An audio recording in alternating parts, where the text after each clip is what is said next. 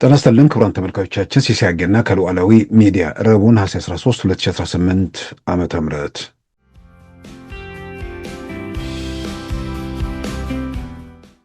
ትናንትናው ዕለት በተለያዩ የአካባቢዎች ላይ የድሮን ጥቃት ተፈጽሟል። ህወሓትም የድሮን ጥቃቱ መቀሌ አቅራቢያ ጭምር መፈጸሙን አረጋግጧል። የውጭ መገናኛ ብዙሃንም ሁኔታዎች ወደ መቀሌ መቃረባቸው ወደ ሙሉ ጦርነት የመሸጋገር ወይ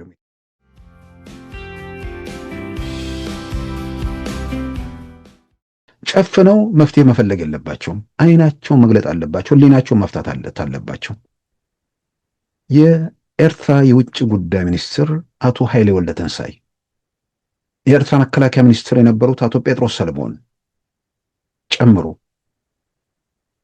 ጋዜጠኞች እና ሌሎች ላለፉት ከ2000 ዓመተ ምህረት ጀምሮ ላለፉት 26 ዓመታት የት ነው ያሉት? ፍርድ ቤት ቀርበዋል። ያሉበት ቦታ ይታወቃል። ስለ ህግ የበላይነት ኤርትራ ውስጥ ኤርትራን እንደ ምሳሌ ሰው ሊያነሳ ይችላል?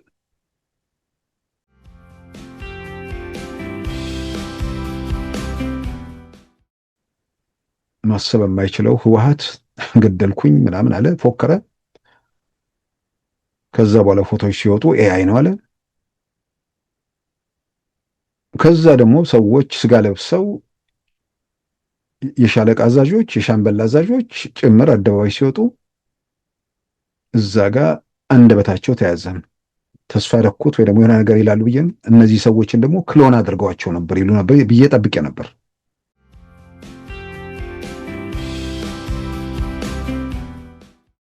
የዚህኛው የሚዚኛው ቆጎጥ ልጅ ስላልሆንክ ተብሎ ከሜዳው ስለወጣ ያን ያጨብጭቦ ሲያጅብ የነበረ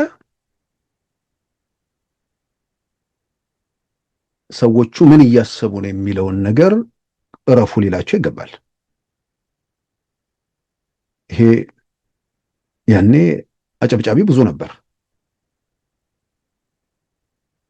ሰዎቹ የጎጥ መስፈርት ስላላሟላ ከጨዋታው ተውታል።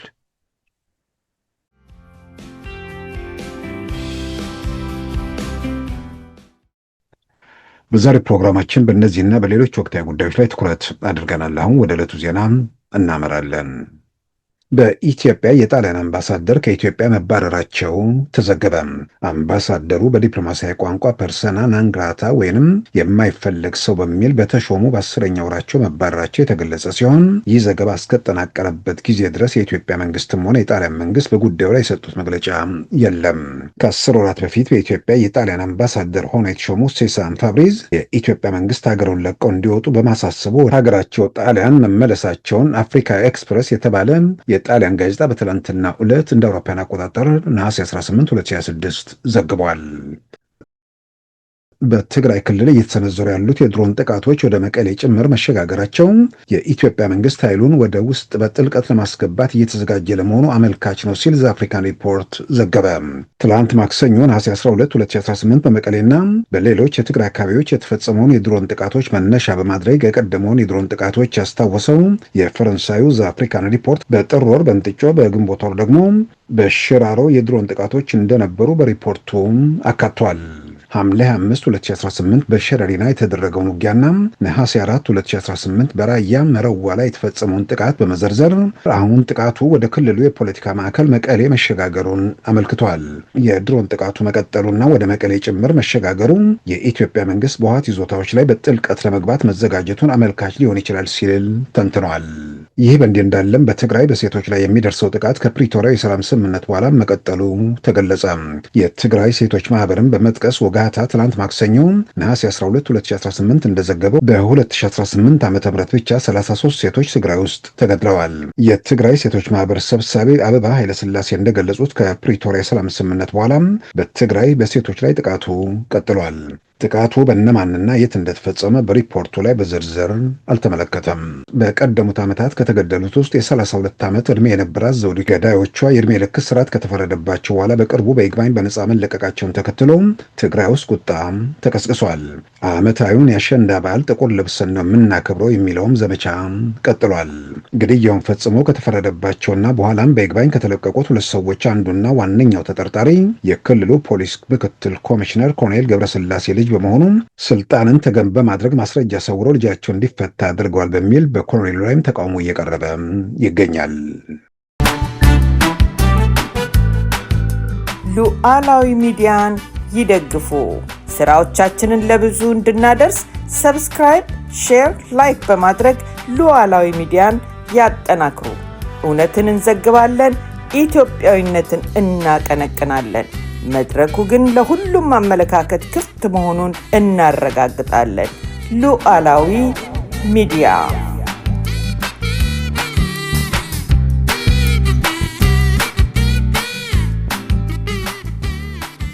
ክቡራን ተመልካቾቻችን በኢትዮጵያ መንግስትና በህዝባዊ ወያኔ ሓርነት ትግራይ መካከል ያለው ውጥረት አሁንም ቀጥሏል። በትላንትናው ዕለት በተለያዩ የአካባቢዎች ላይ የድሮን ጥቃት ተፈጽሟል። ህወሓትም የድሮን ጥቃቱ መቀሌ አቅራቢያ ጭምር መፈጸሙን አረጋግጧል። የውጭ መገናኛ ብዙሃንም ሁኔታዎች ወደ መቀሌ መቃረባቸው ወደ ሙሉ ጦርነት የመሸጋገር ወይ ደግሞ የኢትዮጵያ ፌዴራል መንግስት ወደ መቀሌ ሁሉ ለመግባት ያለውን ፍላጎት ማሳያ ሊሆን ይችላል ሲል ዘአፍሪካ ሪፖርት ሁሉ ዘገባ አቅርቧል። በህወሓት በኩል ምንም የተለየ ነገር እየታየ አይደለም።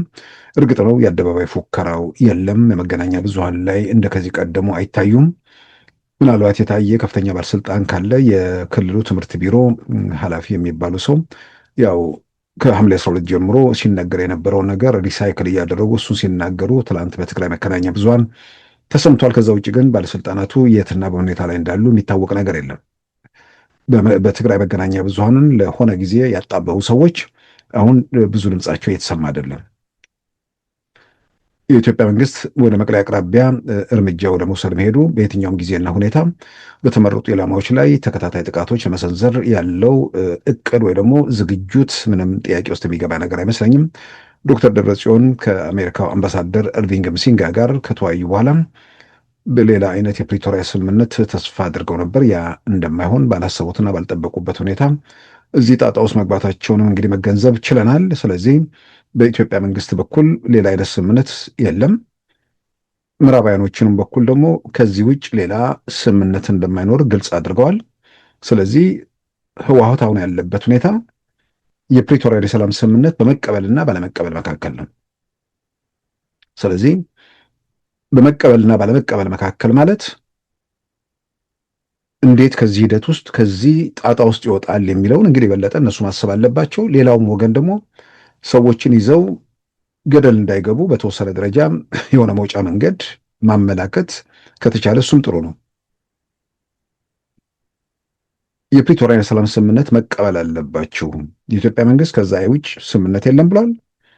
ሸምጋዮቹም ከዛ ውጭ ባለ ስምምነት ላይ ለማነጋገር ወይ ለማደራደር ዝግጁ አለመሆናቸውን ግልጽ አድርገዋል። ስለዚህ ያለው ምርጫ የፕሪቶሪያ የሰላም ስምምነት መቀበል ነው። ስለዚህ በፕሪቶሪያ የሰላም ስምምነት የፈረሰው መንግስት ማፍረስ ነው የመጀመሪያው ተግባር። ያንን ለማድረግ መዘጋጀት ብቻ ሳይሆን አሁን ተያይዞ የሚመጡ ነገሮች በፊት ጊዜ የሚሰጣቸው ነገሮች አሁን ጊዜ የሚሰጣቸው አይመስለኝም። ሀገር እየደማ መቀጠል የለበትም። ሀገር እየተጎሳቆለ መቀጠል የለበትም። ሁል ጊዜ በቀውስና በመከራ ውስጥ ማለፍ የለብንም። ይሄ አጋጣሚ ወደ ቀውስ ሸረሪና ላይ ያከማቹትን ነገር ተመክተው ይሆን ኤርትራን ተደግፈው ይሆን ፎክረው የጊዜ አስተዳደሩን አፍርሰው የሄዱበት መንገድ ውጤቱ በግልጽ ስለታየ ነገም ደግሞ ጊዜ ገዝተው ተመሳሳይ ነገር እንዳያደርጉ መፈቀድ የለበትም። የፕሪቶሪያ የሰላም ስምምነት መቀበል ብቻ ሳይሆን በአስቸኳይ መሳሪያ ማውረድ አማራጭ የሌለው ጉዳይ ነው። ይህን 100% ማረጋገጥ የኢትዮጵያ መንግስት አለበት። በዚህ ሁኔታ ውስጥ የኢትዮጵያ ህዝብ እየተነከሰ መቀጠል የለበትም። የትግራይም ህዝብ እፎይ ማለት አለበት። የሆኑ ጠመንጃ የያዙ ሰዎች አግተው የፈለጉትን እያደረጉ መቀጠል የሚችሉበት ሁኔታ መዘጋት አለበት እና ቲፒኤልኤፍ መውጫው የፕሪቶሪያ የሰላም ስምምነት ነው። የፕሪቶሪያ የሰላም ስምምነት ያው ፎከሩ፣ ተንቀዠቀዡ፣ የሆነ ጣጣ ውስጥ ገቡ። አሁን ከገቡበት ነገር ውስጥ ለመውጣት የሚችሉበት እድል አለ ብዬ አላምንም። መውጫው ብቸኛ መንገድ የፕሪቶሪያን የሰላም ስምምነት ማክበር ነው። የጀነራል ታደሰ አስተዳደር መመለስ ማለት ነው። ምናልባት የኢትዮጵያ መንግስት ከዚህ በኋላ የጀነራል ታደሰ አስተዳደር መመለሱን ይፈልጋል አይፈልግም አላውቅም። ምናልባትም ለሁሉም ለጀነራል ታደሰም፣ ለህዋትም፣ ለትግራይም፣ ለኢትዮጵያም ከዚህ በኋላ የሚጠቅመው አሁን እየተደራጀ ያለው የነ ጀነራል ጻድቃን ፖለቲካ ፓርቲዎችን ጭምር ያካተተው የሽግግር ሂደት እሱን በወር ይሁን ለ6 ወር ይሁን እሱን ኃላፊነት ሰጥቶ ከዛ በኋላ በትግራይ ምርጫ ማድረግ የሚቻልበት ሁኔታ ውስጥ መገባት ነው ያለበት። ያንን ማድረግ ነው መውጫ መንገዱ። ከዛ ውጭ ይሄ ጽምዶ ምናምን የሚባለው ነገር ብዙ የሚጠቅም ነገር አይመስለኝም። እሱን በተወሰነ ደረጃ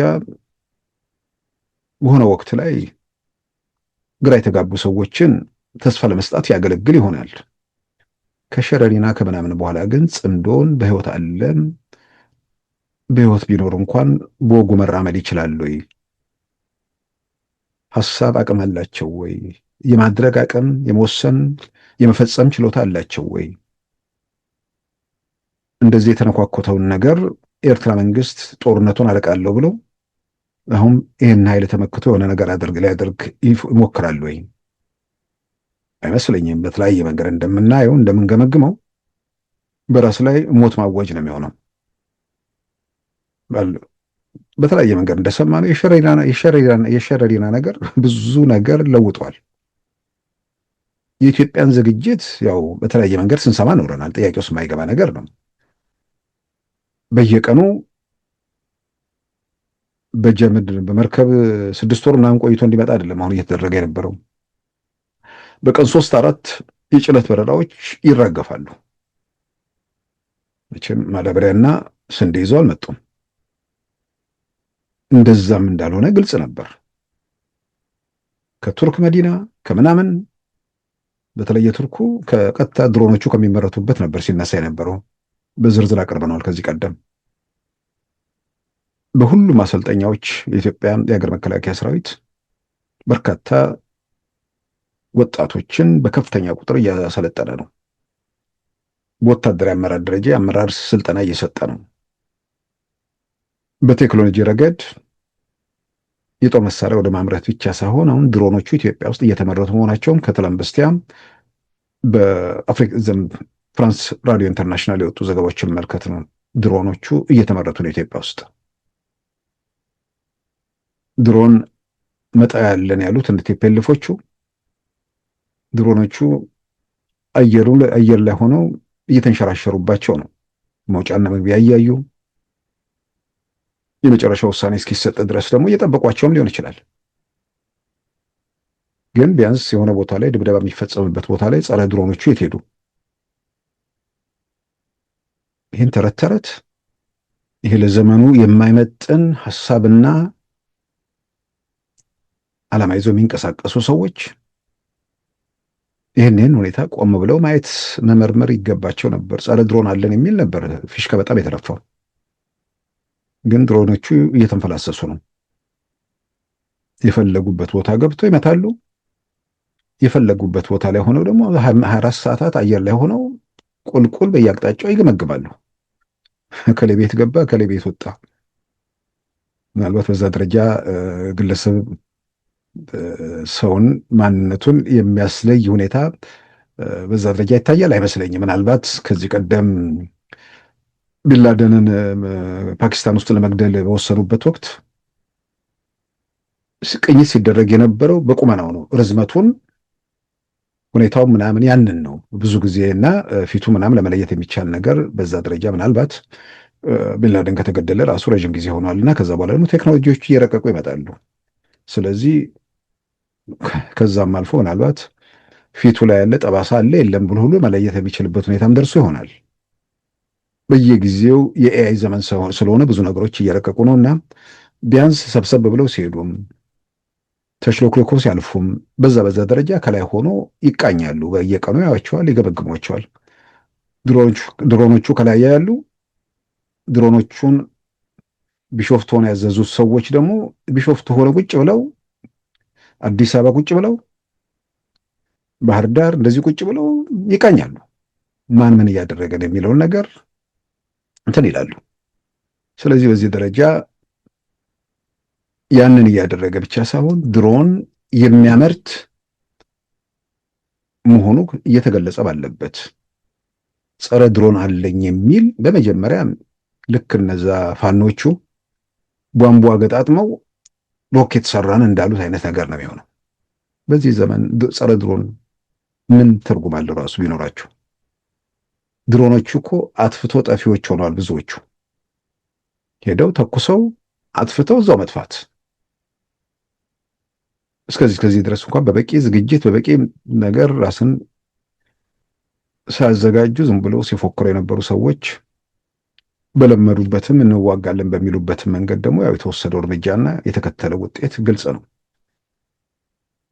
እናም ድሮኖቹ እንግዲህ ከትላንት ጀምሮ ትላንት ትንሽ መጠነ ሰፊ ጥቃት ነበር። ምናልባት 2-3 ጊዜ ተደብድበዋል የተለያዩ አቅጣጫዎች ላይ። ከዚህ ቀደም የነበረው የሆነ ቦታ ላይ 2-3ቴ ተመላልሶ የመምታት ነገር ነበር። አሁን ግን በየቦታው አንዳንዶቹ ጋር መሳሪያ ተራክፏል፣ አንዳንዶቹ ጋር ሌላ የወታደራዊ እንቅስቃሴ የታየበት ነው የሚል ነገር ነው። እሱን የሚመለከተው አካል ነው የሚያውቀው። ግን በተመረጡ ኢላማዎች ላይ ጥቃት መፈጸሙ ግልጽ ነው። ቲፒኤልኤፎቹ አሁን ጉዳት አልደረሰም የሚል ነገር እየተናገሩ ነው። ያ ከሆነ ጥሩ ነው። ግን ዝም ብሎ አሁን እንደ ድሮኑ ሄዶ ጥቃት ከመሰንዘሩ በፊት እዛ ቦታ ላይ ምን እንዳለ ማን እንዳለ ማንስ ሰውየው ስሙ ምናምን አይደለም፣ ስንት ሰው እንዳለ መሳሪያ እንዳለ እንደሌለ ይሄንን በደንብ ቃኝተው ከጨረሱ በኋላ እርግጠኛ በሆኑበት ነገር ላይ ነው ያንን ጥቃት የሚፈጽሙት። በመድፍ በአብሪ ምናምን ምንድን ነው በዚህ በአስተኳሾች መድፍ አይነት ተኩስ አይደለም አሁን እየተኮሰ ያለው። ወደ ቀኝ ሂድ ወደ ግራ ይሄድ እየተባለ አይደለም። ሁሉ ነገር በደንብ ለይቶ መምታት በሚችልበት ሁኔታ ስለሆነ በተመረጡ ኢላማዎች ላይ ጥቃት መሰንዘሩ እዛ ኢላማዎች ላይ ጉዳት መድረሱ ጥያቄ ውስጥ የሚገባ አይመስለኝም። ምናልባት አሁን ጉዳት አልደረሰም እንደዚህ አላለም የሚባለው ነገር በተወሰነ ደረጃ ጸረ ድሮን አለን ስትሉ አልነበረም ወይ የሚለው ጥያቄ ከደጋፊው አካባቢ ስለሚመጣ ለዛ መልስ ሊሆን ይችላል። በሌላም በኩል ደግሞ እሺ እስከ መቼ ድረስ ነው የምትጠብቁት የሚል ነገር ደግሞ ሊመጣባቸው ስለሚችል አይ ጉዳት አልደረሰም እያሉ ምናልባት ከመካከላቸው ሰዎች ቢገደሉም ጉዳት አልደረሰም እያሉ ሊቀጥሉ ይችላሉ። ሰውም ደግሞ ይሄ በተስፋ የተሞላው በዓይኑ የሚያየውን በእጁ የሚዳስሰውን የማያምነው እየደነዘዘው ደጋፊ የሆነ ነገር አድርገው አዲስ አበባ ሲገቡ በህልሙ እየቃዠ ያድራል። እሱን ይፈጽሙልኛል ብሎ ተስፋ የሚያደርግ አለ። በተወሰነ ደረጃ ማሰብ አለመቻላቸውን የሚያሳየው ወይ ደግሞ ማሰብ መቆማቸውን የሚያስረዳው ከእንደዚህ አይነት ሁኔታ በኋላ የኢትዮጵያ መንግስት ጽምዶ ምናምን የሚባለው ነገር ከመጀመሩ በፊት እኮ መጀመሪያ ትንንሹን እኮ እየኮረኮመ ጥግ አስያዘ። አማራ አካባቢ የተወሰነ ሄዶ ከዚህ ቀደም ያነሳሁት ነገር አለ። ሄዶ ቦታዎችን ይቆጣጠራል፣ ግን ቀበሌ ጋር ሄዶ ሰራዊት አይቀመጥም። ወረዳም ጋር መከላከያ ሰራዊት አይቀመጥም። ስለዚህ አንዳንድ ቦታዎችን ውሃ ቀዳ ውሃ መለስ እንዳይሆን ዝም ብሎ የተዋቸው ቦታዎች ነበሩ። ስለዚህ መጥተው ይገቡበታል፣ መጥቶ ያባራቸዋል፣ ተመልሰው ይገባሉ። በእንደዛ ሁኔታ የተተዉ ቦታዎች ነበሩ። አሁን ግን ጽምዶ የሚባለው ነገር ሲመጣ እሱን በደንብ አድርጎ ጠራርጎ መኪኖቹን በቅርብ ጊዜ ጉዳይ ነው። ከሸረሪና ዋዜማ ስንሰማ የነበረው ከሰዎች ከቀይ መስቀል መኪና፣ የባለሀብቶች መኪና፣ የተለያዩ ተሽከርካሪዎች፣ ሞተር ሳይክሎች፣ ጄኔሬተሮች እነዚህን ሁሉ ሰብስበው የተቀመጡበት ቦታ ላይ እየተጠረጉ እነሱን ከጨዋታው ካወጡ በኋላ ነው እንግዲህ የኢትዮጵያ መንግስት ከሐምሌ 12 ጀምሮ እነዛ ሲፎክሩ ከዛ በፊት ያሉ መንገድ መሪዎችን የመጠራረጉን ስራ ሲሰራ ቆይቷል። ከዛ እነዚህ ሰዎች ቀጠሉ። ከዛ እነሱም ደግሞ ሸረሪና ላይ ምን እንደደረሰባቸው ያው በዝርዝር ወጣ። ምናልባት ላይወጣ ይችል ነበር። አንዳንዴ በመንግስት በኩል መንግስት ነው፣ የኢትዮጵያ መንግስት ነው። በየትኛውም ወገን የሚዋጉት የራሱ ሰዎች ናቸው። በሌላም በኩል ደግሞ ተገደው ሄደው መከራ የሚቀበሉ ሰዎች ስለሆኑ ቢያንስ አንዳንድ ነገሮች እንዳይታዩ ጥንቃቄ ማድረግ፣ በሌላም በኩል ደግሞ በትንንሽ ምስሎች ጉዳዩን ለማለፍ ሞክረው ነበር ብዬ ነው የማምነው። ማሰብ የማይችለው ህወሓት ገደልኩኝ ምናምን አለ፣ ፎከረ። ከዛ በኋላ ፎቶዎች ሲወጡ ኤአይ ነው አለ። ከዛ ደግሞ ሰዎች ስጋ ለብሰው የሻለቃ አዛዦች፣ የሻምበል አዛዦች ጭምር አደባባይ ሲወጡ እዛ ጋር አንደበታቸው ተያዘን። ተስፋ ረኩት ወይ ደግሞ የሆነ ነገር ይላሉ ብዬ እነዚህ ሰዎችን ደግሞ ክሎን አድርገዋቸው ነበር ይሉ ነበር ብዬ ጠብቄ ነበር። እንደዚህ አይነት ይሄ ሁሉ መዓት ይሄ ሁሉ ነገር ከወረደ በኋላ ትንሽ ጸጸት፣ ሰዎች ናቸው በርካቶች ወንዝ ውስጥ ገቡ ነው የተባለው። ብዙዎች ሞቱ ነው የተባለው። ከተማረክ ነው በጦርነቱ ከሞቱትም በላይ ወንዝ ውስጥ ገብተው ያለቁት ይበልጣሉ የሚል አክሱማውያን ሚዲያ ላይ በትግርኛ ቋንቋ የሰጡት ቃለ ምልልስ በሶሎዳ ሚዲያ ላይ እነ ወዲ ሻምበል ሲያቀርቡት ነበር። ምርኮኞቹ የሚናገሩት ማለት ነው። ያ ሁሉ የሆነው የጎንደርንና የሁመራን ሆስፒታልና ጤና ጣቢያዎች በኢትዮጵያ መከላከያ ሰራዊት ቁስለኛ ተጨናነቅ የሚል መግለጫ መስጠታቸው፣ ከዛ በኋላ ፎቶግራፎቹ ሲወጡ ኤአይ ነው ማለታቸው፣ አሁን ምሽጎ ምንም እንትን ተባለ። አሁን ደግሞ ወዲያው ይመስለኛል ራሱ ቪዲዮቹ ከመለቀቃቸው በፊትም አካባቢው ላይ አሁን ባለው ሁኔታ ውስጥ ሁመራ ምናምን አካባቢ ላይ የጸጥታ ምናምን ጉዳይ የኢትዮጵያ ሀገር መከላከያ ሰራዊት አለ። በተጨማሪም ደግሞ የተከዜ ዘብ የሚባለው ኃይል አለ። እነሱ ደግሞ አሁን ሸረሪና ላይ ሆነው እዛ አካባቢ ላይ ያለውን ምሽጎቹ ምናምን ከኢትዮጵያ ሀገር መከላከያ ሰራዊት ጋር ምናምን መሰለኝ አብረው ቦታዎቹን እያሳዩ ቪዲዮ ተለቆ አይቻለሁ። አቶ አሸተ ደምለው የዞኑ አስተዳዳሪም በስፍራው ላይ ሆነው የሚሰጡት መግለጫ አለ። ይሄ ለኢትዮጵያ ሕዝብ ለትግራይም ሕዝብ ጭምር በሚል ትልቅ ውጤት መሆኑን የሚያነሱበት እንትን አለ። እነዚህ እነ አቶ አሸተ እነ ኮሎኔል ደመቀ የተፈናቀሉትን ሰዎች በተመለከተ ግልጽ አቋም በአደባባይ እያራመዱ ስለሆነ ይሄ ሰዎች ከቲፒኤልኤፍ ካምፕ ያለ በሆነ ወቅት ላይ በተቃውሞ ስላለ እዛ ላይ እንትን መቆም የለበትም። ተፈናቃዮቹ እንዲመለሱ፣ ሌላው ቀርቶ መሬታቸው ማለት ቤታቸው የተያዘባቸው ሰዎች ሁሉ ቤታቸው እንዲለቀቅላቸው ለማድረግ ከእናቶ ጌታቸው ጋር ሁሉ ተነጋግረው ስራ እየሰሩ በአደባባይም ደግሞ ተፈናቃዮቹ ወደ ቤታቸው እንዲመለስ ጥሪ እያደረጉ ነው። የኢትዮጵያ ሀገር መከላከያ ሰራዊትም በቦታው አለ። ይህ ሁሉ ታልፎ ተፈናቃዮቹን ታግተው ተይዘው ከዛ በኋላ እዚህ አይነት ጦርነት ውስጥ ተገባ። አሁን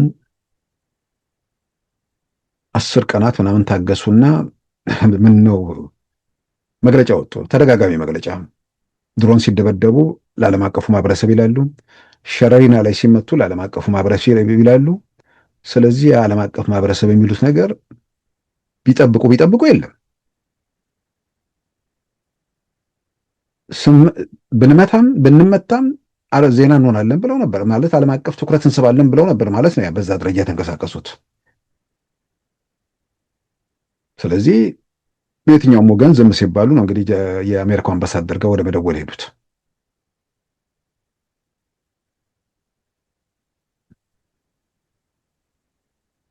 የአሜሪካው አምባሳደር ጋር ከደወሉ በኋላ ያው ግልጽ ይመስለኛል አሁን በተለያየ መንገድ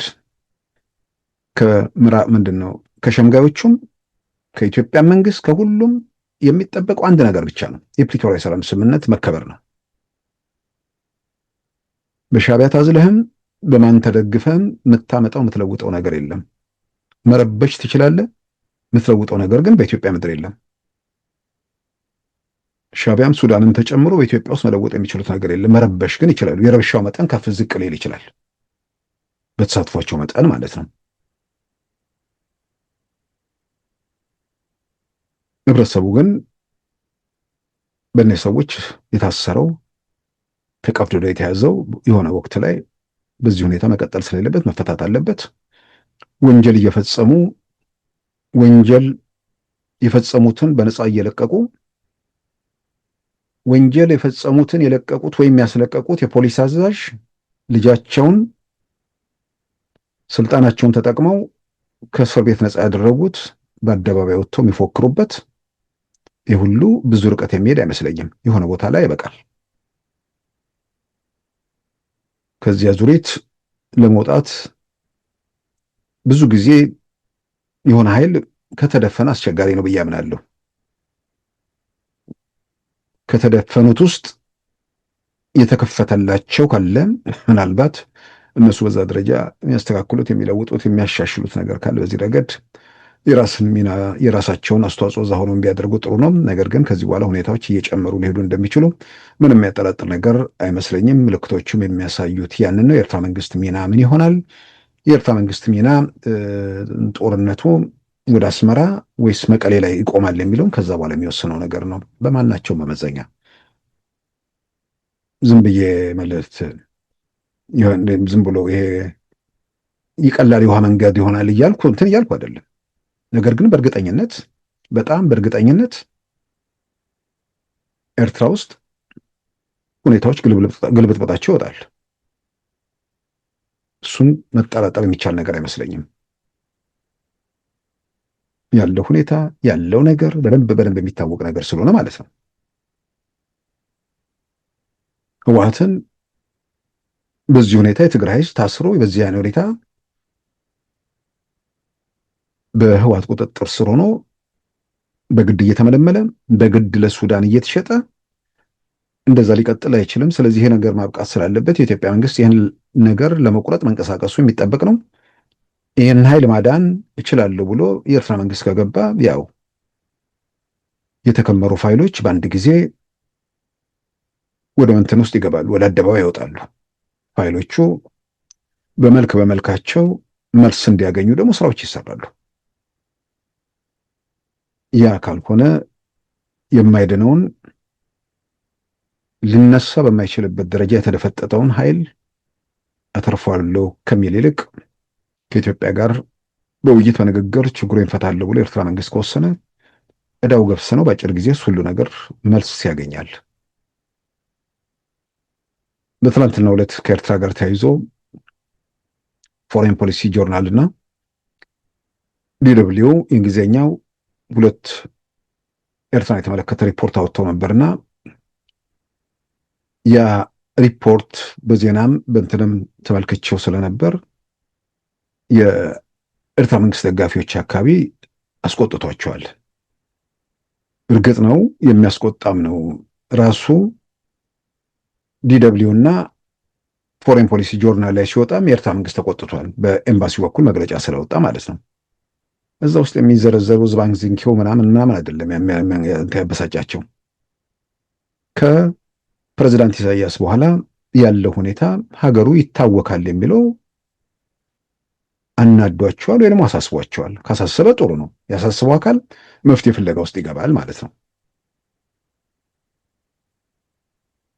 ኤርትራ በቀጠናው የተረጋጋች ሀገር መሆኗን አንስተው በቀይ ባህር ላይ ወሳኝ ቦታ ላይ መገኘቷን ጠቅሰው ከሁቲ አማጽያን ከሚያስወነጭፉባት የመን ጋር ትይዩ መሆኗን ዘርዝረው አሁን ወሳኝ ቦታ ላይ ነች፣ ሰላም ላይ ያለች ሀገር ነች። ይሄ ሰላም ግን አይቀጥልም፣ መቀጠሉ ላይ ጥያቄ ያነሱ ተቋማት የሌሉባት ሀገር ነች። ሁሉ ነገር የሰላሙ ነገር በፕሬዝዳንት ኢሳያስ እጅ ነው። ስልጣን እዛ ሀገር ውስጥ እንዴት ሰው እንደሚተካካ ወይ ደግሞ እሳቸው የሚተካ ሰው ማን እንደሆነ አይታወቅም። ስለዚህ ከእሳቸው በኋላ ቀውስ በዛች ሀገር እንደሚፈጠር ተንትነዋል። ይሄ አንደኛ የኤርትራ መንግስት ደጋፊዎች ወይ ደግሞ ሻዕቢያ ደጋፊዎች ለምን እንደሚናደዱ ይገባኛል። ግን እኛ መልክተኞች ነን፣ መረጃውን አደረስን። የኤርትራ መንግስት በዛው በኦንላይን ቁጣውን ገለጸ። ማለትም ለዛው ለሰዎቹ፣ በሌላ በኩል ወደ አደባባይ ደግሞ በሚዲያ በኩል ሲወጣ ደግሞ ሌሎች ተናደዱ። መናደድ አይደለም የሚያስፈልገው። የተባለው ነገር እውነት ነው፣ እውነት አይደለም። እውነት ካልሆነ ኤርትራ ውስጥ ሰዎች ስልጣን በዚህ መንገድ ስልጣን ለመያዝ ይችላሉ። ስልጣን ርክክቡን በተመለከተ ፕሬዝዳንቱ ባይኖር ፕሬዝዳንቱን ተክቶ ማን ነው መሪ የሚሆነው? ፕሬዝዳንቱ የስልጣን ዘመናቸው መቼ ነው የሚያበቃው? መቼ ነው የሚያበቃው? ኤርትራ የምትባል ሀገር ከተፈጠረችበት ማለትም ነጻ ወጥታ ሀገር በዩኤን ከተመዘገበችበት ጊዜ ጀምሮ ከመመዝገቧም 2 ዓመት ቀደም ብሎ ጀምሮ ኤርትራ የምትባል ሀገርና ፕሬዝዳንት ኢሳያስ አንድ ላይ ነው ተጣጥሞ ሁለቱ አንድ ናቸው። ለይቶ ማየት የሚቻል ነገር አይደለም። ስለዚህ ሰው ናቸው። ሰው ተሰባሪ ነው። በዚህ ላይ ደግሞ የእድሜ ጉዳይ አለ። 80 ተሻግረዋል። ህግ በሌለበት ተቋማት በሌሉበት ሀገር ውስጥ የስልጣን ሽግግር ለማድረግ የሚቻልበት ምልክት በማይታይበት፣ ሌላው ቀርቶ በህግ ስልጣን ሽግግር ማን እንደሚያደርግ እንኳን እየታወቀ እንኳን አንዳንዴ በታዳጊ ሀገሮች ቀውስ ይፈጠራል። ኢትዮጵያ ጥሩ ምሳሌ ነች ለዚህ። አቶ መለስ ያረፉ ጊዜ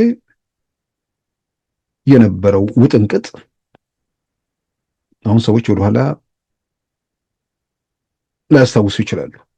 ነሐሴ 15 ማረፋቸው በመንግስት መገናኛ ብዙሃን ከተገለጸ በኋላ ፓርላማው በሚቀጥለው ቀን አስቸኳይ ስብሰባ ጠራና ጠቅላይ ሚኒስትር ለመሰየም ማለት ነው። ከዛ በኋላ ስብሰባው ተበተነ።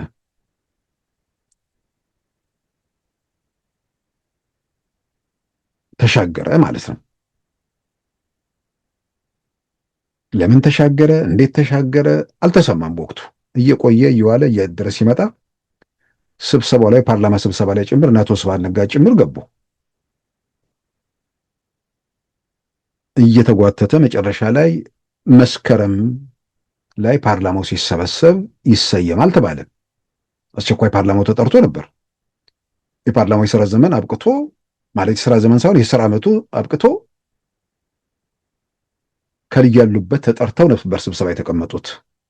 እዛ ስብሰባ ላይ ጠቅላይ ሚኒስትር መሰየም አይቻልም በሚል ውዝግብ ተነስቶ ሳይሰየም ቀረና ምክንያት የተሰጡት ምንድን ነው? ጠቅላይ ሚኒስትሩ ሳይቀበሩ እንዲህ አይነት የተለያዩ ምክንያቶች ተሰጡ።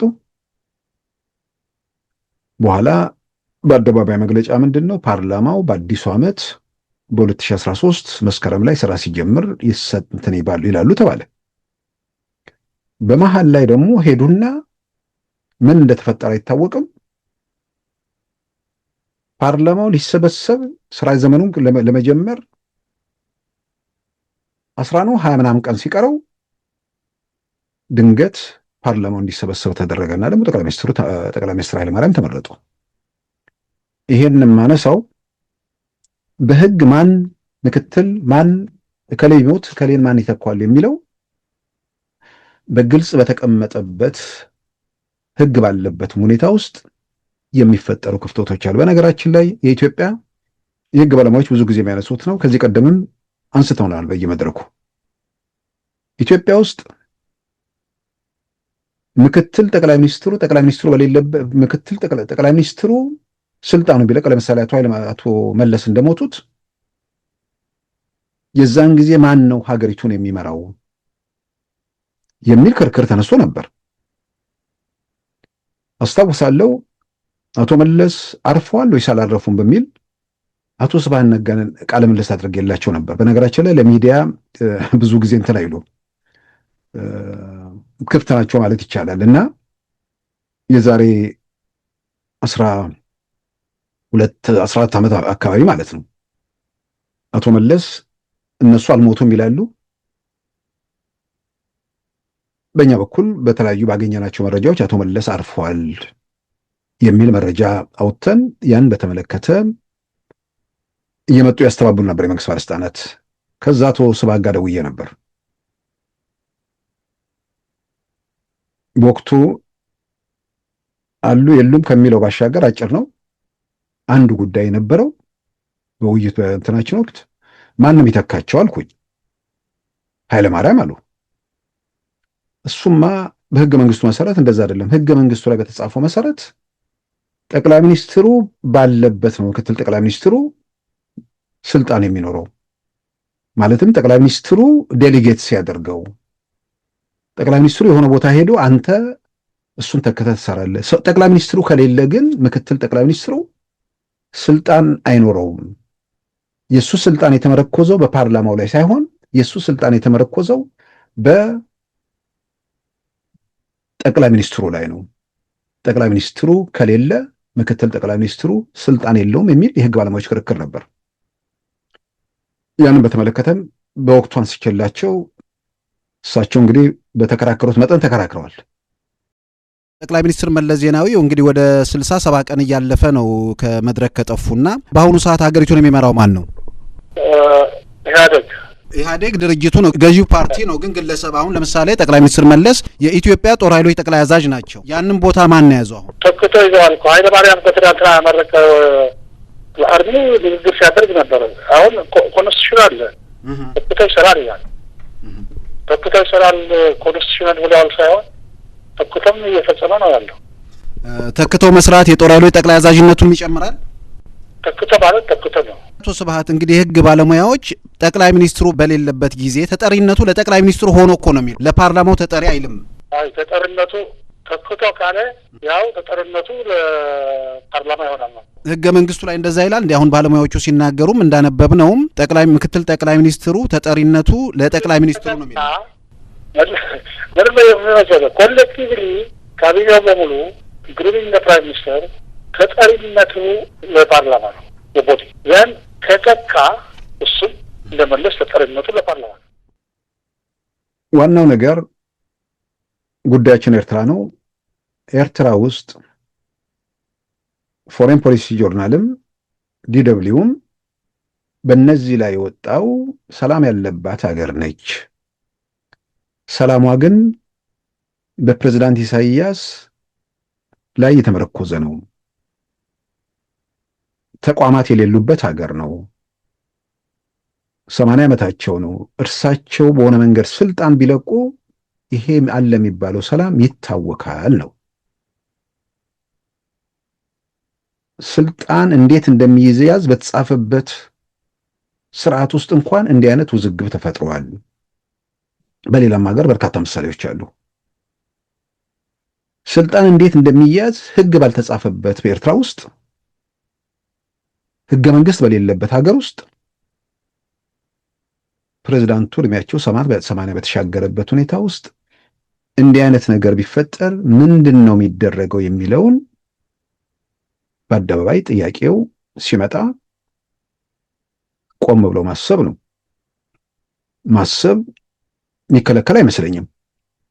ኤርትራ ውስጥ ማሰቡን ወደ መሬት ለመመንዘር ወይ ደግሞ ሐሳቡን ከሌላ ጋር ሼር ለማድረግ መሞከር ወንጀል ሊሆን ይችላል። በእርግጠኝነትም ወንጀል ነው። እንኳን የፕሬዝዳንቱን ስልጣን የተመለከቱ ጉዳዮች ላይ አይደለም፣ በሌላም ነገር ላይ ሐሳቡን መግለጽ የሚቻልባት ሀገር አይደለችም። ይሄ ግልጽ ነው። የዚህ ላይ ለምን ጥያቄ ለምን ብዥታ ውስጥ እንደሚገቡ ለምን ግራ እንደሚገባቸው አላውቅም። ይልቁንም ሁሉ ነገር በአንድ ግለሰብ መዳፍ ውስጥ ያለበት ሀገር ነው። ይህ ሁኔታ ከእጅ ቢወጣ ኤርትራ እንደ ሀገር ትቀጥላለች ወይስ አትቀጥልም? በእርሳቸው ትከሻ ላይ ነው ሁሉ ነገር ያለው እና ይሄ ነገር እንዴ ለካስ ብሎ በቁም ነገር አስመራ ወይ ደግሞ ኤርትራ ያሉ ሰዎች በድፍረት መዋየት ቢቸግራቸው ራቅ ያሉ ሰዎች ወደ መዋየት ነው መሄድ ያለባቸው። ከተፈጸመ ከሆነው ነገር ከድብልቅልቁ ከወጣ በኋላ ያኔ የሚለወጥ ነገር አይኖርም እና ይሄ ነገር ሲመጣ አንዱ በኢሜል የላከልኝ ኢትዮጵያ ውስጥ አለ ሰዎች በገፍ በሚታሰሩበት በድሮን በሚጨፈጨፉበት ማዕት ነገር ይዘረዘራል። በሚጨፈጨፍበት እየተረጋጋችውን ሀገር ኤርትራ ጋር የማይወዳደር ነው፣ ድህነት የሰፋበት ምናምን የሚል ነገር ጭምር አለበት።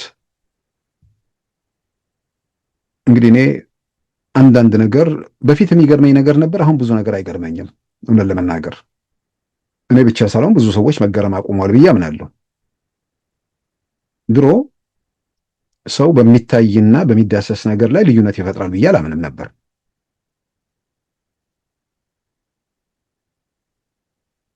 እርግጥ ነው ያኔም አንዳንዴ ግራ ይገባን ነበር። አጠገባችን ስላልነበሩ ብዙ ላይ ገርም ይችል ነበር። ከቲፒኤልኤፍ ጋር በተያዘ የቲፒኤልኤፍ ደጋፊዎች ያላቸው ጭፍንነት ለማመን እንቸገር ነበር።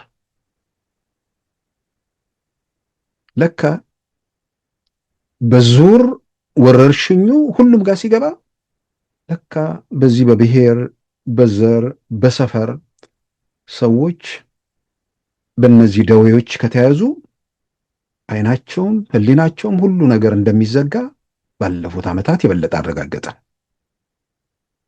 አሁን ኤርትራ ውስጥ ያለውን ነገር የሚያክሰው ኢትዮጵያ ውስጥ ሰዎች በግፍ ይታሰራሉ የሚል መግለጫ ያወጣል ወይ ደግሞ መልእክት ይልካል። ኤርትራ ውስጥ ኢትዮጵያ ውስጥ ታስረው የጠፉ ሰዎች የሉም። ኢትዮጵያ ውስጥ 20 ምናምን ዓመት ታስረው ደብዛቸው የጠፋ ሰዎች የሉም። ኢትዮጵያ ውስጥ ቢያንስ ፍርድ ቤት ይቀርባሉ። በጣም በእርግጠኝነት እንደ ቲፒኤልኤፍ ዘመን ደግሞ ከፕሮፌሰር ብርሃኑ ጎን ቁጭ ብለሃል፣ ከከሌ ጎን ቁጭ ብለሃል ተብሎ ሰዎች የሚታሰሩባት ሀገር አይደለችም። ማስረጃ ስላለኝ ነው። እነ ፕሮፌሰር መረራ ከብራሰልስ ሲመለሱ ካቴና ተገብቶላቸው ወህኒ የወረዱት ብራሰልስ ላይ የአውሮፓ ህብረት ስብሰባ ላይ ከፕሮፌሰር ብርሃኑ ነጋ ጎን ቁጭ ብለሃል ነው። ፕሮፌሰር ብርሃኑ ነጋ የዛን ጊዜ አሸባሪ ተብለው ስለተፈረጁ በጣም በእርግጠኝነት እንዲህ አይነት የነውር ጥግ የሆነ ሰዎች በወንጀል እንትን የሚሉበት ነገር ኢትዮጵያ ውስጥ የለም። በእርግጠኝነትም 20 ምናምን ዓመት ደግሞ የታሰሩ ሰዎች ኢትዮጵያ ውስጥ የለው። ይህንን የሚጽፍ ሰው እኔ ሰዎች ከምሬ ነው የምለው በኢትዮጵያም በኤርትራም በተለይ በሁለቱ ሀገራት ከዛም አልፎ በአካባቢው የተረጋጋ ሁኔታ እንዲመጣ ነው በኃላፊነት ስሜት መንቀሳቀስ የሚያስፈልገው። ሰዎች ጨፍነው መፍትሄ መፈለግ የለባቸውም። አይናቸውን መግለጥ አለባቸው። ሕሊናቸውን መፍታት አለባቸው። የኤርትራ የውጭ ጉዳይ ሚኒስትር አቶ ኃይሌ ወልደተንሳይ፣ የኤርትራ መከላከያ ሚኒስትር የነበሩት አቶ ጴጥሮስ ሰለሞን ጨምሮ ጋዜጠኞች እና ሌሎች ላለፉት ከ2000 ዓመተ ምህረት ጀምሮ ላለፉት 26 ዓመታት የት ነው ያሉት? ፍርድ ቤት ቀርበዋል። ያሉበት ቦታ ይታወቃል። የአየር ኃይል አዛዡ ጭምር ማለት ነው። የት ነው ያሉት?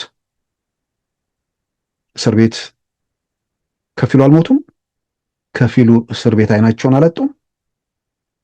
ከዛ የወጣው ያመለጠው ጠባቂ በአልጀዚራ ላይ ያወጣውን ነገር እኛ እዚህ ሪፖርት አላደረግንም። ስለ ሕግ የበላይነት ኤርትራ ውስጥ ኤርትራን እንደ ምሳሌ ሰው ሊያነሳ ይችላል።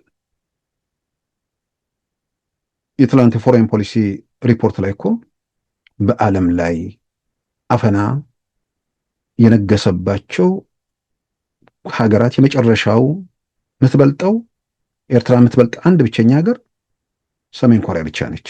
እኔ አይደለም ብለው የፎሬን ፖሊሲ ጆርናል ላይ እየጠቀስኩ ነው። ስለ ሕግ የበላይነት ሕግ በሌለበት ሀገር፣ ፍርድ ቤት በሌለበት ሀገር ስለ ሕግ የበላይነት ሰው ያወራል እንዴ? ከኢትዮጵያ ጋር በዚህ ነገር መወዳደር ይቻላል እንዴ? አሁን አይደለም ከቲፒኤልኤፍ ዘመን ጋር ከነበረው ጋር መወዳደር አይቻልም። 26 ዓመት እኮ ነው። ሰዎች እኮ ወንጀል አልፈጸሙም፣ ወንጀል ፈጽመዋል እያልኩ አይደለም። ሰዎች ፍርድ ቤት መቅረብ አለባቸው። ሌላው ቀርቶ በቃ ምህረትም ይገባል ለሰው ልጅ። በዚህ ደረጃ ስለ ኤርትራ ነጻነት እንትን እያሉ ነው ደግሞ አንዳንዶቹ። እነዚህ ሰዎች ለኤርትራ ነጻነት እኮ የታገሉ ሰዎች ናቸው አይደል እንዴ? ለኤርትራ ነጻነት ታግለው ከፕሬዝዳንት ኢሳያስ ጋር የስልጣን ፍትጊያ ውስጥ ሲገቡ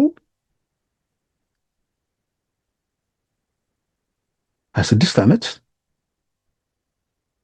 አድራሻው በማይታወቅ ቦታ ውስጥ ቬንቲሌተር በሌለው በረሃ ውስጥ ተጥለው እየተሰቃዩ ነው። ይሄ ያለበት ሀገር ሰው ስለ ኢትዮጵያ ያወራል?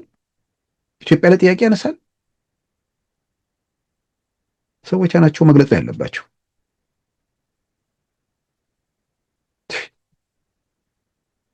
ኢትዮጵያ ውስጥ ያለ ፍርድ ሰዎች ታስረዋል የሚል ያለ ሕግ ታስረዋል የሚል ይምጣና እኛም በጋራ ድምፅ እናስተባብር። እንደነ ፕሮፌሰር ብርሃኑ መረራ ጉዲና ከከሌ ጋር ቁጭ ብለሃል ተብሎ የታሰረ ሰው ካለ ድምፃችንን እናሰማ።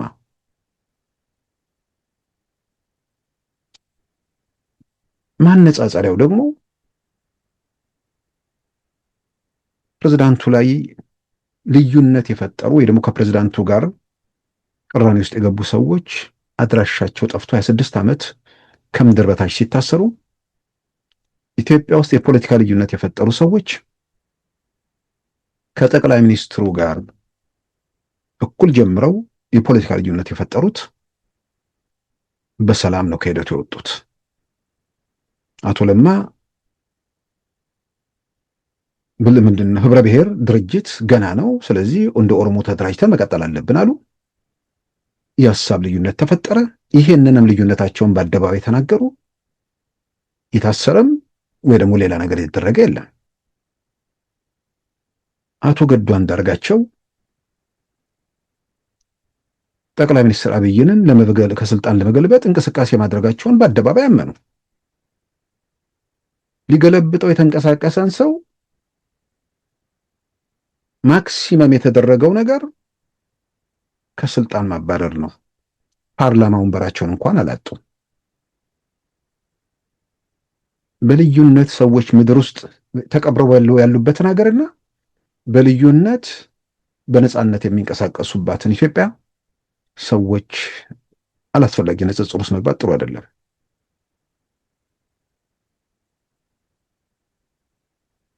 ከዛ ውጭ ኢትዮጵያ ውስጥ በድሮን መደብደብ በድሮን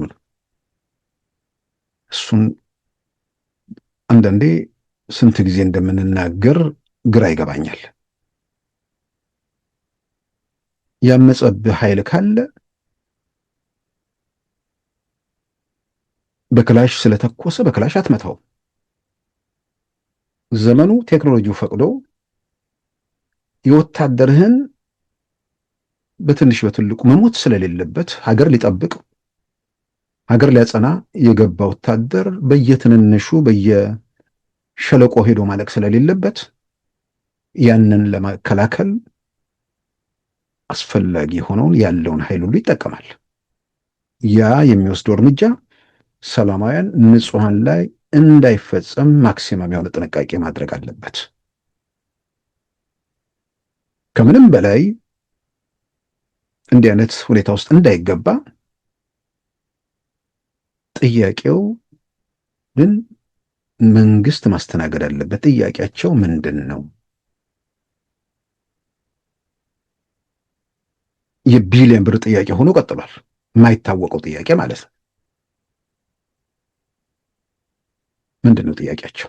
የሸኔ ጥያቄ ምንድን ነው? የፋኖ ጥያቄ ምንድን ነው? የቲፒኤልኤፍ ጥያቄ ምንድን ነው? ወዘተርፈ።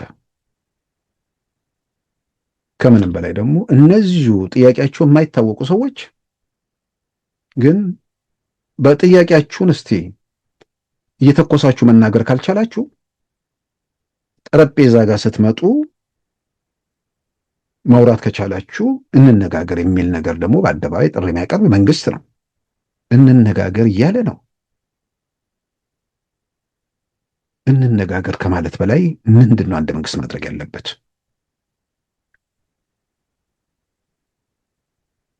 በእርግጠኝነት የምናገረው እንዲህ አይነት እንቅስቃሴ ኤርትራ ውስጥ ቢነሳ ሸኔን 8 ዓመት ፋኖ ወደ 4 ዓመት አይቀጥልም። ይሄ እንቅስቃሴ በህወሓት ዘመን ቢሆን የተነሳው በጣም በእርግጠኝነት ህወሓት በ1 ዓመት ጸጥ ያደርገው ነበር። ኤርትራ ውስጥ ቢነሳ የኤርትራ መንግስት በ1 ዓመት ጸጥ ያደርገው ነበር። ለምን? ኮላተራል ዳሜጁ ስለማያሳስባቸው አብረው ከነ ሲቪሉ ይጨፈጭፉት ነበር።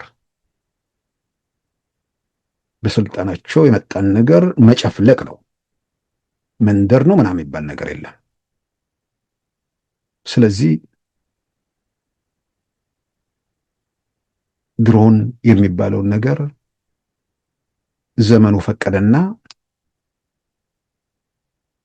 ጅራፍ የሚያስክ ክላሽ የሚያስክ በየትኛውንም ነገር ይዘ ትልቁ ነገር ይህን መንግስት እንድንወቅሰው እንድንጠይቀው ሰዎቹ ጥያቄ ያላቸው ጥያቄያቸውን ባለመመለሱ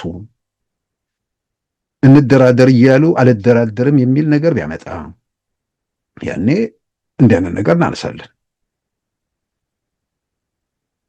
የኢትዮጵያ እኮ ሰላም የታወቀው የኢትዮጵያ መንግስት በፈጠረው ችግር ሳይሆን ችግሩ በመጀመሪያ የተጠነሰሰው ህወሓት የሚባል ኃይል ወደ ኢትዮጵያ ፖለቲካ ስልጣን መምጣቱ ጋር ተያይዞ 1983 ላይ የተዘራው አረም ነው። በቀለና ሀገሪቱን እንደ ሙጃ እንትን አላት። ስለዚህ አረም ሆኖ የበቀለውን በአዲሱ ትውልድ ወደ አረሙን የሚበቅለውን ደግሞ ከአረምነት ይልቅ እውነተኛ ፍሬ የመንደር የሰፈር ፍቅር ላይ የተጠመዱ ሳይሆኑ ሀገራቸውን አህጉራቸውን ብሎም ዓለምን ማየት መበርበር የሚችሉ በእርግጠኝነት እንደዚህ አይነት ልጆችም እየመጡ ነው። አሁን በምናደርገው በሚያዩት ነገር እንዴት እንደሚያፍሩ ሳስበው ወደፊት እንዴት እንደሚታዘቡንም ስገመግም የሰው ልጅ እግዚአብሔር የፈጠረው አእምሮ የማሰብ የማመዛዘን ችሎታ የሰጠው ሰው መንደርና ሰፈር ላይ ሲርመጠመጥ ያውም ደግሞ መንደርና ሰፈር የሚመጠመጠው በባዕድ ሀገር ጭምር በሰው ሀገር ጭምር በነፃነት እየኖረ በ10 ምናምን ሺህ ኪሎ ሜትር ላይ ሆኖ እስከ ሰፈሬ መንደር እያለ አይኑንም ህሊናውንም በሞራ ጋርዶ እንትን ሊል ያስቸግራል። ስለዚህ አላስፈላጊ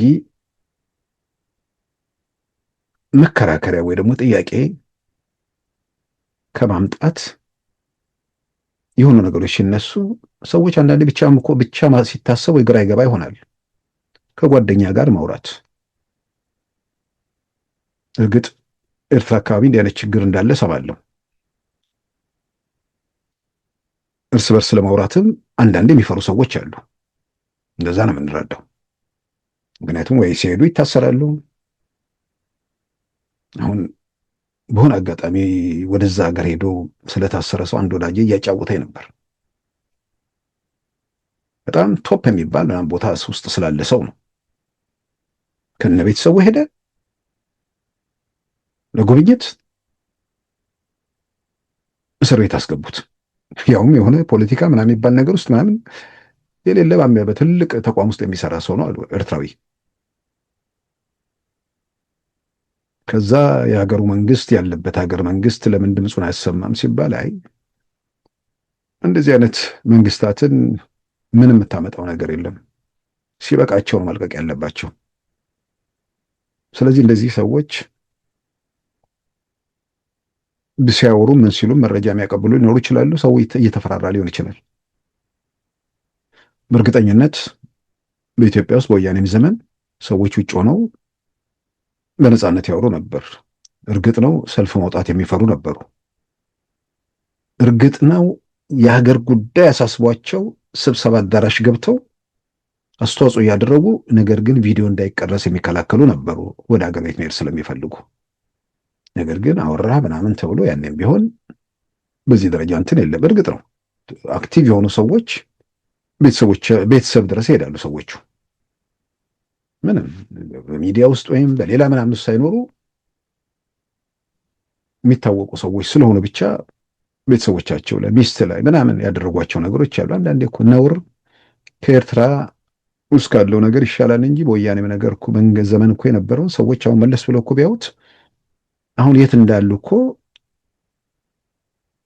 የቲፒኤልኤፍ ሰዎች አይገባቸውም። ያኔ እንትን ላይ ነበሩ፣ ምቾት ለቀንትም የምቾት ቀጠና ውስጥ ነበሩ። የሌላው ህመም፣ የሌላው ቁስል፣ የሌላው ምናምን አይሰማህም ነበር። ሰዎች ይገምታሉ የሆነ መንግስትን የሚቃወም ሰው ነው ስለተባለ አገር ቤት ሚስቱ ስትሄድ መታሰር፣ ከነ ልጆቿ መባረር። እንግዲህ የቲፒኤልኤፍ እና የሻዕቢያ ደረጃው ይለያያል እንጂ ተመሳሳይ እንትን ውስጥ ያሉ ሰዎች ናቸው። እና ሰዎች ጥያቄ ወደ ሌላ ወገን ከመሰንዘር ቆም ብሎ ማየት መመርመር። ሁለቱ ወንድማማች ህዝብ ነው። መደጋገፍና በሰጥቶ መቀበል ማደግ መለወጥ ወደ የመን ወደ ምናምን ሰዎች እየሄዱ የሚያልቁበት ምዕራፍን የሚዘጋበት ሁኔታ ነው ያለው። እና አንድ የጽምዶ አጻማጅ ነው ምናምን የሚባለው ሰይድ አወል የሚባለው ስለ ኢትዮጵያ ሲናገር በበረሃ እየሄዱ እያለቁ ይላል። እነዚህ ሰዎች እንዴት እንደሚዘጉ እኮ ከዚህ በላይ ማሳያ የለም። ከኤርትራ በላይ ሀገር ለቆ የተሰደደ በዓለም ላይ አለ? ትላንት እኮ ሪፖርት አደረገ። ኤርትራ መንግስት ከሆነች ጀምሮ 700 ሺህ አንዳንድ ሰዎች ያንሳል ይላሉ። እኔ ዋናው ነገር እዛ ላይ ወጣው ሪፖርት ነው። በስደተኛው ጉዳይ ላይ ጥናት የሚያጠና አካል ነው። 700 ሺህ ኤርትራን ሀገራቸውን ለቀዋል። በ100 ሺህ የሚቆጠሩት ኢትዮጵያ ይኖራሉ። ሌሎች ደግሞ በለዋል፣ ተበትነዋል። ይሄ ሆኖ ኢትዮጵያን ስለ ኢትዮጵያ ድህነት፣ ስለ ኢትዮጵያን ስደት በቀደም እኮ ያ ማን ነው የምስራቅ አውሮፓው ዩቲዩበር እኮ አወጣ። ዳቦ ስጠኝ የሚለውን እኮ ለማኝ እዛ ላይ አየነው እኮ። ያን ያህል እንትን ነው እያልኩ አይደለም፣ ግን ኢትዮጵያ ውስጥ ዳቦ ስጠኝ የሚሉ ሰዎች ጎዳና ላይ ሳንቲም ፍለጋ ካልሆነ ብለው በይፋ ግልጽ የተነገረ ነው። ኢትዮጵያ ውስጥ ሰዎች አይራቡም። መመገቢያ አዳራሽ ሄደው መመገቢያ ተቋማት አሉ፣ ሄደው ይበላሉ። ህልም የሚመስል ነገር ነው አይደለም? ግን ህልሙን እውን ያደረጉ ሰዎች ኢትዮጵያ ውስጥ ተመዘገቡ።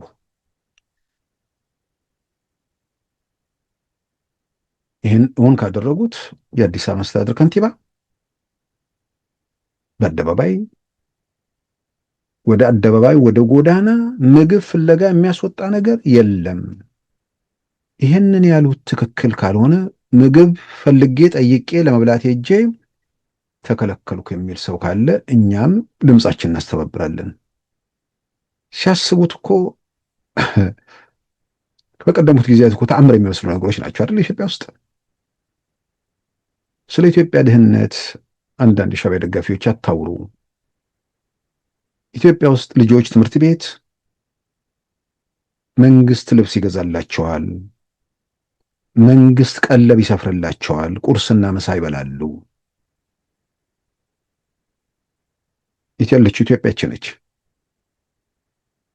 ጠቅላይ ሚኒስትር አብይ ከመጡ በኋላ ነው ያየነው እሳት እየነደደ ዘረኛው ከየአቅጣጫው እየተኮሰ ሀገር እየተለበለበ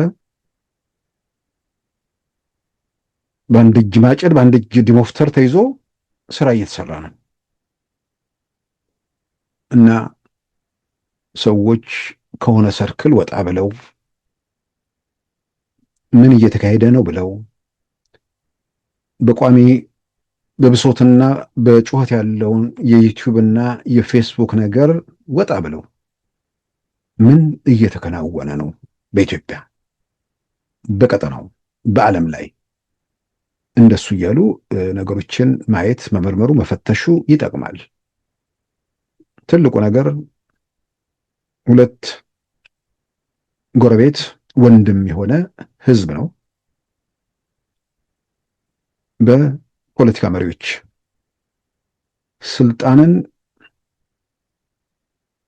ለስልጣን ብቻ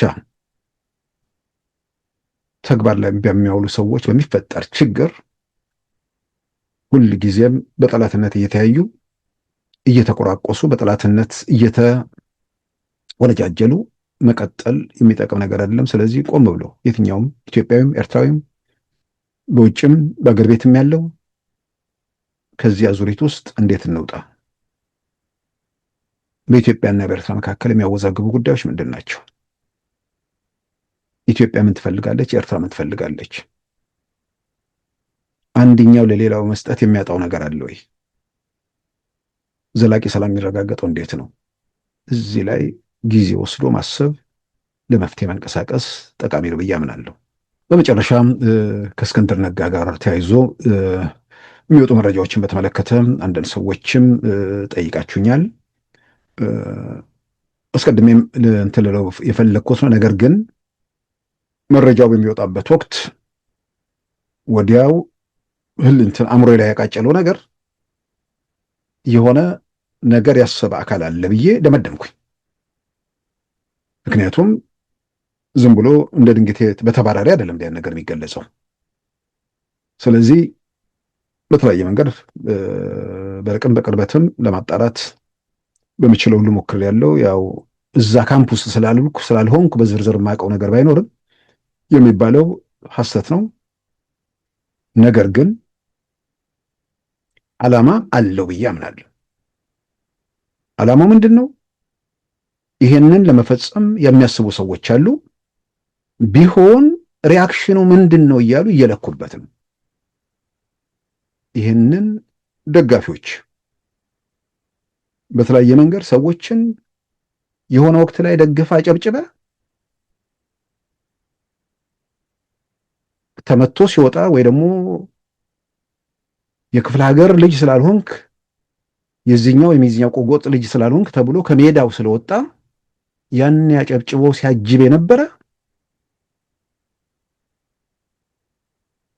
ሰዎቹ ምን እያሰቡ ነው የሚለውን ነገር እረፉ ሊላቸው ይገባል። ይሄ ያኔ አጨብጫቢ ብዙ ነበር። ሰዎቹ የጎጥ መስፈርት ስላላሟላ ከጨዋታው ወጥተውታል።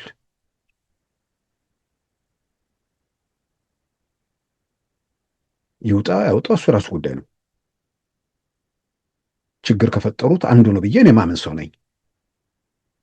ነገር ግን ደግሞ የፖለቲካ ፍላጎታቸውን ለማስፈጸም የሚያደርጉት ነገር ካለ በተለይም በዚህ ሂደት ውስጥ ስታጨበጭቡ የነበራችሁ ሰዎች አጀንዳዋ፣ ዓላማዋ ሙቀት መለኪያ ስለሆነች በምትችሉት መንገድ ሁሉ እረፉ ማለት በጣም በጣም አስፈላጊ ነገር ነው። ይሄ አደገኛ እንቅስቃሴ ነው። ስለዚህ የሚመለከታቸው በተለይም ወረት ያናድዳል። አንዳንዴ ያኔ በጣም የሚያጨበጭበው ሰው ሁሉ የሆነ ሰፈር ውስጥ ተቧድነው ከጨዋታው ሜዳ ሲያወጡት አብሮ እንትን ማለት ጀመረ። ግን ቢያንስ ለህሊና ለሞራል የሆነ ነገር እያቀዱ ስለሆነ እረፉ የሚለውን እንትን ማለት በጣም በጣም አስፈላጊ ነው ብዬ አምናለሁ። ክቡራን ተመልካቾቻችን የዛሬ ረቡዕ ነሐሴ 13 2018 ፕሮግራማችን በዚሁ ተጠናቋል። ጤና ይስጥልን።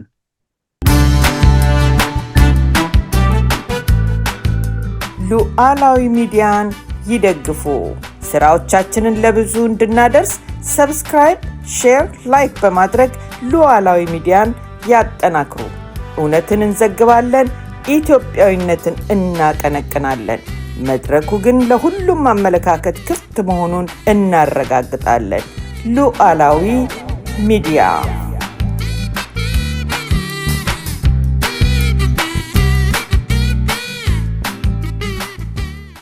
የዛሬ ረቡዕ ነሐሴ 13 2018 ፕሮግራማችን በዚሁ ተጠናቋል።